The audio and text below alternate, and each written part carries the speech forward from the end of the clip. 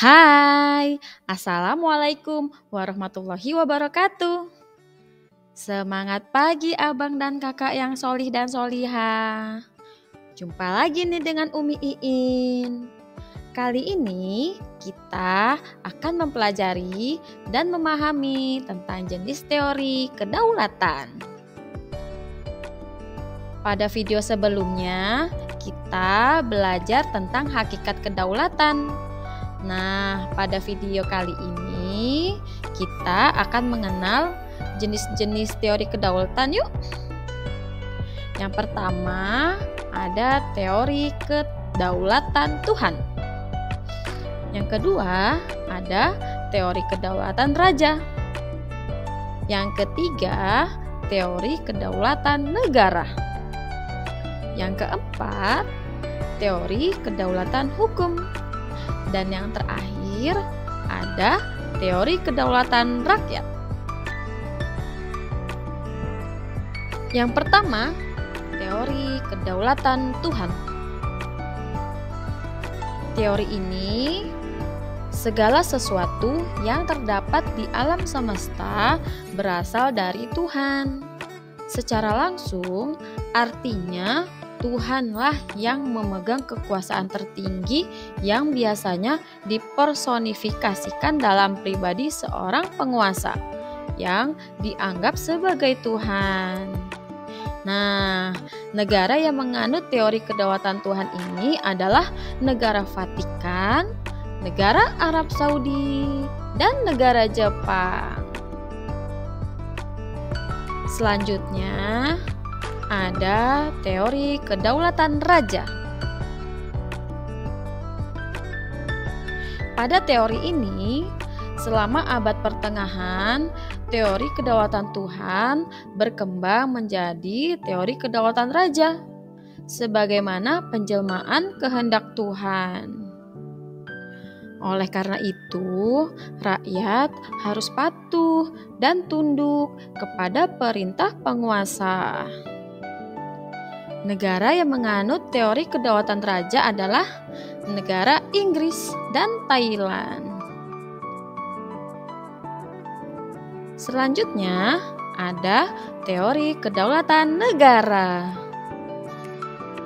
Pada teori kedaulatan negara ini, negara dianggap sebagai sumber kedaulatan yang memiliki kekuasaan tidak terbatas. Negaralah yang menciptakan hukum. Oleh karena itu, negara tidak wajib tunduk kepada hukum. Negara yang menganut kedaulatan negara ialah Rusia, Jerman, dan Italia.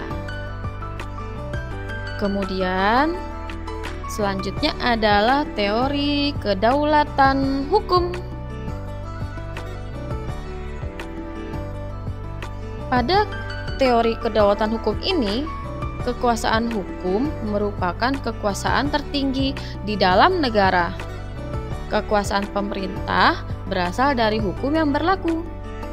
Menurut Immanuel Kant, pemerintah atau negara hanya berperan sebagai penjaga malam yang melindungi hak asasi manusia tanpa campur tangan urusan sosial ekonomi masyarakat.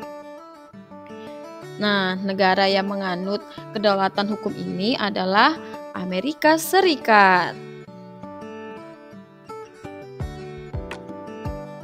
Yang terakhir ada kedaulatan rakyat. Kedaulatan rakyat ini, rakyat merupakan kesatuan yang dibentuk oleh individu-individu melalui perjanjian masyarakat. Rakyat sebagai pemegang kekuasaan tertinggi memberikan sebagian hak-haknya kepada penguasa untuk kepentingan bersama. Penguasa dipilih dan ditentukan atas dasar kehendak rakyat atau umum melalui perwakilan yang duduk di dalam pemerintahan. Nah, negara yang menganut kedaulatan hukum ini adalah Indonesia. Hayo, Umi mau tanya, pasal berapa nih yang mengatur tentang kedaulatan Indonesia? Ya, betul. Ada di pasal 1 ayat 2 Undang-Undang Dasar 1945.